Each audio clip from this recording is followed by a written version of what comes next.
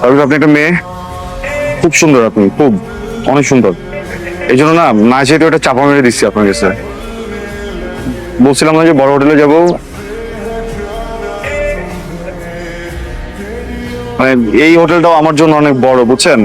আমি হচ্ছে কি ওই যে ছোটখাটো একটা হোটেল খুঁজতেছিলাম, বাজেটটা একটু কম তো, ও আচ্ছা, এই সমস্যা। ছোট হোটেল দেখবো। কত বাজেট আপনার? কাঁচাটা না, কম। ঝড় হচ্ছে।